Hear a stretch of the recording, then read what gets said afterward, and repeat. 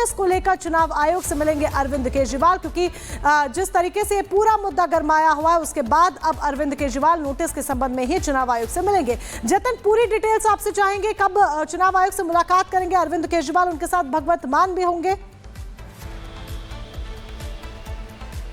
आज बिल्कुल देखिए 11 बजे का समय है जब अरविंद केजरीवाल पहुंचेंगे चुनाव आयोग, और भगवंत मान साथ में होंगे कपूरथला हाउस के बाहर। इस वक्त मैं खड़ा हूं और जानकारी मिल रही है कि तकरीबन 10:30 बजे के आसपास भगवंत मान अपने इसी जो सरकारी आवास है कपूरथला हाउस, यहां से निकलेंगे और सीधा इलेक्शन कमीशन यहां से पहुंचेंगे। लेकिन कल जिस तरीके से घटनाक्रम रहा उसमें सबसे बड़ा डेवलपमेंट आरोप प्रत्यारोप के बीच में यह है कि फ्लाइंग स्क्वाड जो कि भगवंत मान के घर की जांच करने यहां पर पहुंचा था, उनकी तरफ से तुगलक रोड पुलिस स्टेशन में एक शिकायत दी गई। उस शिकायत में यह बोला गया है कि भगवंत मान के स्टाफ द्वारा उन्हें सरकारी काम करने से रोका गया। तो कहीं ना कहीं सरकारी काम में बाधा डालने के आरोप जो फ्लाइंग स्क्वाड है जो कल इलेक्शन कमीशन की टीम के साथ यहां पर पहुंचा था, उनके द्वारा शिकायत दी गई है। संभवतः अब देखना होगा कि दिल्ली पुलिस फ्लाइंग स्क्वाड की शिकायत के आधार पर आगे क्या कुछ कार्रवाई करती है, क्या इस मामले में एफआईआर दर्ज की जाएगी। लेकिन जिस तरीके से इलेक्शन कमीशन और डीओ साफ तौर पर उनका कहना था कि वो जो दरवाजा आप देख रहे हैं सफेद रंग का, इस दरवाजे से अंदर तो गए, लेकिन जो एक तरीके से पूरा परिसर है जहां पर कमरे हैं वहां पर ताले लगे हुए थे, उन्हें सिर्फ लॉन में रोक दिया गया, अंदर किसी कमरे में उन्हें जाने नहीं दिया गया। लेकिन भगवंत मान के ट्वीट और उनके स्टेटमेंट इस ओर इशारा कर रहे हैं कि टीम को कुछ नहीं मिला। लेकिन रात को ही क्लैरिफिकेशन जो डीओ थे, ऑफिसर थे, उन्होंने बहुत क्लियरली कर दिया कि विजिलेंस ऐप पर उनको शिकायत मिली थी कि इसी कपूरथला हाउस से पैसा डिस्ट्रीब्यूट किया जा रहा है। तकरीबन 4:30 बजे के आसपास टीम यहां पर पहुंची, 1.5 घंटे तक इंतजार करती रही। जो हंगामा हुआ था उसकी तस्वीरें भी सामने आई थी। जतिन, बहुत शुक्रिया तमाम जानकारी के लिए। और दिल्ली में चुनाव आयोग की टीम पहुंचती है छापेमारी के लिए और हंगामा भी होता है, वो तस्वीरें हमने आपको दिखाई। और चुनावी माहौल में अगर ऐसा हंगामा होगा तो राजनीतिक बयानबाजी होनी ही है। ऐसा कैसे हो सकता है कि राजनीतिक बयानबाजी ना हो? एक तरफ आम आदमी पार्टी है जो खुद को बचाने की कोशिश कर रही है, तो दूसरी तरफ चौतरफा उसे घेरा भी जा रहा है।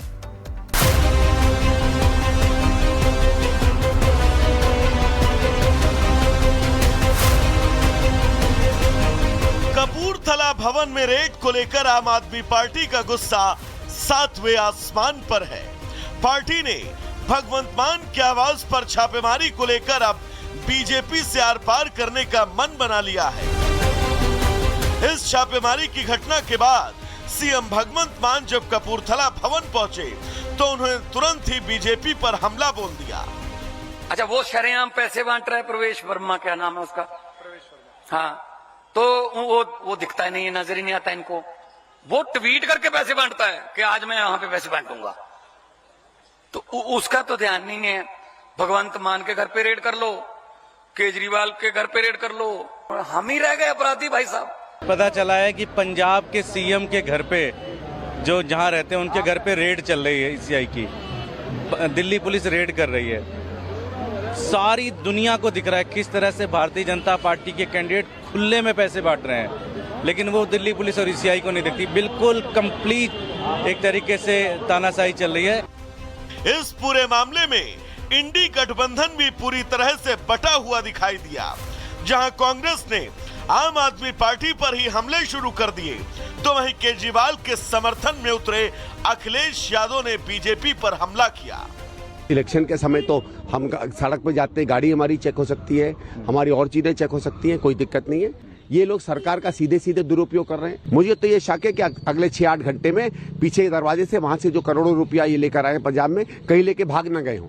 दोनों पार्टियां विकास के मुद्दे पे बात नहीं कर रही हैं, केवल एक दूसरे पर उंगली उठाती। भारतीय जनता पार्टी को यह स्वीकार कर लेना चाहिए कि देश में नकारात्मक राजनीति नहीं चल सकती है। आप पार्टी की सकारात्मक राजनीति इनको पटकनी देने जा रही है, उसी से घबराए हुए लोग हैं। इसीलिए छापा का सहारा या बांटने का सहारा या नकारात्मक नारों का सहारा भारतीय जनता पार्टी ले रही है। शराब घोटाले से लेकर यमुना की सफाई तक आम आदमी पार्टी पर जो भी आरोप लगे हैं, पार्टी की बौखलाहट खुलकर सामने आ रही है। मुद्दे पर सही जवाब देने की बजाय पार्टी ने अक्सर बीजेपी पर ही ठीकरा फोड़ा है और कपूरथला में आयोग की कार्रवाई पर भी पार्टी अब वही काम कर रही है। Bureau report, Republic Bharat. और उधर दिल्ली में होने वाले विधानसभा चुनाव के मद्देनजर जो सुरक्षा है वो और भी कड़ी कर दी गई है। बड़ी जानकारी इस वक्त आपको दे रहे हैं। दिल्ली में चुनाव में किसी भी तरीके की धांधली ना हो, इसे लेकर जो सुरक्षा है वो और भी कड़ी यहां पर दिल्ली पुलिस की तरफ से की गई है। वहीं गाड़ियों की चेकिंग लगातार दिल्ली पुलिस कर रही है। दिल्ली में 5 फरवरी को विधानसभा चुनाव के लिए वोटिंग होनी है और इससे पहले सुरक्षा बढ़ाई गई है। दिल्ली आने जाने वाली गाड़ियों की लगातार जो चेकिंग है वो इस वक्त की जा रही है, जिससे कोई भी असामाजिक तत्व दिल्ली में ना घुस सके। और चलिए अब आगे बढ़ते हैं, बात उत्तर प्रदेश की करते हैं, क्योंकि उत्तर प्रदेश की पुलिस लगातार उत्तर प्रदेश को अपराध मुक्त बनाने की दिशा में काम कर रही है और इसी क्रम में लखनऊ में एनकाउंटर हुआ है।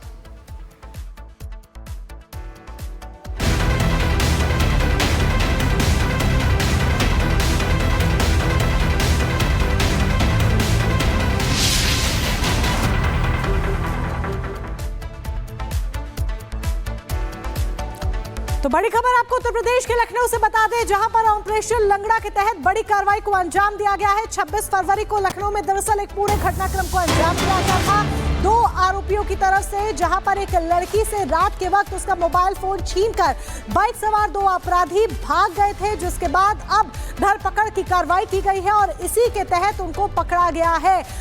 एक आरोपी को पकड़ लिया गया है, एक आरोपी फरार है। लखनऊ में पुलिस और बदमाशों के बीच में मुठभेड़ हुई है। जब पुलिस इन्हें पकड़ती है तो बदमाशों की तरफ से पहले फायरिंग की जाती है। जवाबी कार्रवाई में पुलिस भी फायरिंग करती है और उसके बाद एक बदमाश के पैर में गोली लगी, जिसके बाद उसे गिरफ्तार कर लिया गया। हालांकि एक बदमाश भाग गया है, जिसे गिरफ्तार करने के लिए लगातार दबिश दी जा रही है, कोशिशें लगातार जारी है, कार्रवाई को अंजाम दिया जा रहा है। दूसरी तरफ आपको बता दें कि लगातार उत्तर प्रदेश में इस तरह से कार्रवाई को अंजाम दिया जा रहा है। यूपी पुलिस जीरो टॉलरेंस की नीति से काम कर रही है।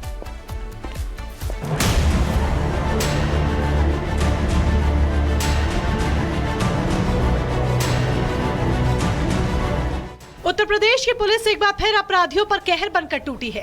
प्रदेश को अपराध मुक्त बनाने के लिए योगी की पुलिस लगातार तत्पर है। पिछले 12 घंटे में पुलिस ने ताबड़तोड़ 3 एनकाउंटर किए और 5 आरोपियों को धर दबोचा। सबसे पहले राजधानी लखनऊ से आई ये 2 तस्वीरें देखिए। लंगड़ा कर चलने को मजबूर बदमाश की पुलिस 3 दिनों से तलाश कर रही थी। बताया जा रहा है कि 26-27 जनवरी की रात 2 युवतियां जा रही थी, तभी बाइक सवार 2 लोग पीछे से आए। युवतियां कुछ देर के लिए रुकी, पीछे की ओर भागी, लेकिन जैसे ही बाइक सवार आगे की ओर बढ़े, युवतियां भी निश्चिंत होकर आगे बढ़ने लगी। लेकिन ये क्या, बाइक सवार यूटर्न लेकर फिर वापस आए और एक युवती को पकड़कर मोबाइल छीनने लगे। युवती ने बचाव की काफी कोशिश की, लेकिन बाइक सवार मोबाइल छीनकर भाग गए। लेकिन ये घटना वहां लगे सीसीटीवी में कैद हो गई। घटना के बाद से ही पुलिस बदमाशों की तलाश में जुट गई। मोबाइल स्नैचिंग की घटना करी गई थी, जिसमें एक लड़की के साथ मोबाइल स्नैचिंग करी गई थी, जिसका वीडियो भी मीडिया में काफ़ी चला था। घटना बहुत गंभीर थी, जिसमें हमारी टीमें काम कर रही थी। इनके पास से एक अवैध तमंचा, कुछ कारतूस बरामद हुए हैं और घटना में प्रयुक्त मोटरसाइकिल भी बरामद हुई है। 30-31 जनवरी की रात पीजीआई थाना इलाके में पुलिस गश्त कर रही थी, तभी चेकिंग के दौरान पुलिस ने रोका तो बाइक सवार बदमाशों ने फायरिंग कर दी। पुलिस की जवाबी फायरिंग में एक बदमाश घायल हो गया, जबकि दूसरा मौका पाकर फरार हो गया। गिरफ्तार बदमाश का नाम जितेंद्र रावत है। बदमाश के पास से बाइक, अवैध तमंचा और लूटा गया मोबाइल फोन भी बरामद हुआ है। उधर मथुरा में भी पुलिस ने ऑपरेशन लंगड़ा के तहत एक बदमाश को गिरफ्तार किया। वृंदावन में देर रात बदमाशों से पुलिस की मुठभेड़ हुई। पुलिस की फायरिंग में बदमाश घायल हो गया। उत्तर प्रदेश के फिरोजाबाद में अपराध के खिलाफ पुलिस एक्शन में नजर आई। रसूलपुर और रामगढ़ थाना पुलिस ने संयुक्त कार्रवाई की और गोकशी गैंग के 3 अभियुक्तों को गिरफ्तार किया। पुलिस से मुठभेड़ के दौरान आरोपी घायल हो गया, जिनका इलाज जारी है। वहीं आरोपियों के पास से 3 तमंचा, 3 खोखा कारतूस, 6 जिंदा कारतूस, 3 धारदार चाकू और 1 रस्सी बरामद की गई है। सीएम योगी आदित्यनाथ ने सत्ता संभालते ही अपराध और अपराधियों के खिलाफ जीरो टॉलरेंस का कड़ा संदेश दिया था। देश को भयमुक्त बनाने का संकल्प लिया था। योगी की पुलिस उनके संकल्प को पूरा करने के लिए जुटी है और छिनैती, गोकशी समेत कई अपराधों पर लगाम कसने के लिए लगातार ऑपरेशन लंगड़ा को अंजाम दे रही है। यही वजह है कि योगी सरकार में जनता खुद को सुरक्षित महसूस कर रही है। Bureau report, Republic Bharat. और अब खबर बांग्लादेशियों से जुड़ी हुई है। देश भर में अवैध जो तरीके से बांग्लादेशी आए हैं उन पर कार्रवाई की जा रही है। केरल से लेकर के राजस्थान तक और राजस्थान से लेकर के महाराष्ट्र तक की कार्रवाई देखने को मिल रही है, जहां इन्हें डिपोर्ट करने की तैयारी भी अब कर ली गई है। आपको बताएं कि केरल में 27 बांग्लादेशी गिरफ्तार किए गए हैं, मुंबई के वारसोवा से 2 और राजस्थान के अजमेर से 2 बांग्लादेशी गिरफ्तार हुए। स्पेशल टास्क फोर्स ने इन्हें गिरफ्तार किया है और अब इन्हें वापस भेजने की तैयारी की जा रही है। तस्वीरें भी सामने आई है। राजस्थान, केरल और महाराष्ट्र में छापेमारी के बाद बांग्लादेशियों को गिरफ्तार किया गया। स्पेशल टास्क फोर्स का गठन किया गया था, जिन्हें ये बड़ी कामयाबी मिली है। लोमस हमारे साथ जुड़ गए हैं। लोमस, अभी तक कई बांग्लादेशी है जिन्हें डिपोर्ट करने की तैयारी कर ली गई है, क्या ये अभियान और भी आगे चलने वाला है?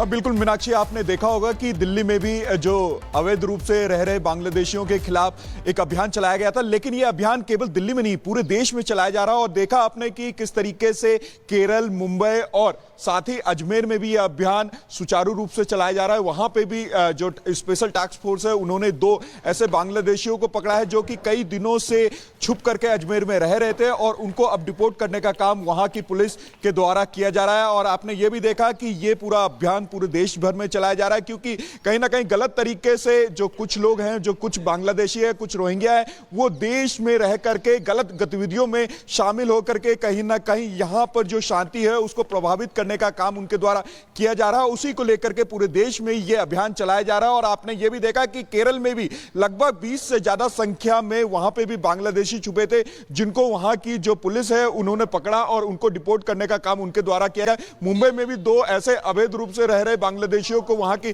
जो स्थानीय पुलिस के द्वारा पकड़ा गया। और अब अजमेर में भी 2 बांग्लादेशियों को पकड़ा गया, जिनको एसटीएफ के द्वारा पकड़ा गया है और उनको भी डिपोर्ट करने का काम शुरू कर दिया गया है। और आगे देखने को मिलने वाली है, क्योंकि बांग्लादेश में जिस तरीके के हालात बने हुए हैं, लोग बड़ी संख्या में सीमा पर इकट्ठे हो गए थे, भारत आना चाहते हैं, लेकिन उन्हें डिपोर्ट भी किया जा रहा है।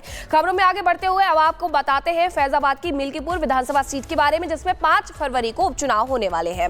इस सीट पर मौजूदा सपा सांसद अवधेश प्रसाद के बेटे अजीत प्रसाद की टक्कर बीजेपी के चंद्रभान पासवान से होनी है। मिल्कीपुर को जीतने के लिए सपा जोर शोर से प्रचार प्रसार कर रही है और गुरुवार को अखिलेश यादव की पत्नी और सपा सांसद डिंपल यादव रोड शो करने भी पहुंची थी, लेकिन इस दौरान सपा समर्थकों ने जमकर उत्पात मचाया। देखिए रिपोर्ट में।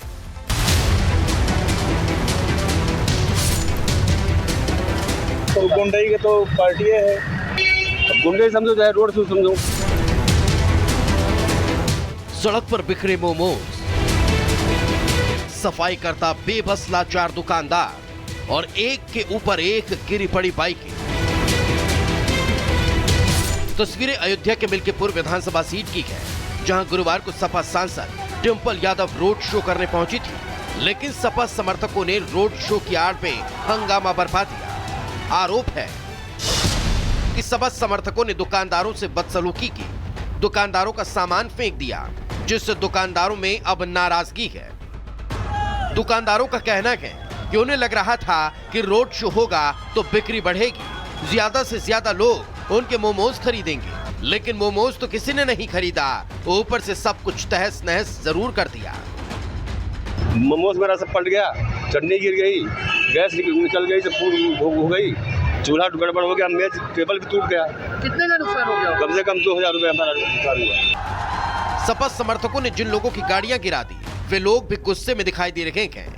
कुछ लोग तो सपा समर्थकों को गुंडे बदमाश बता रहे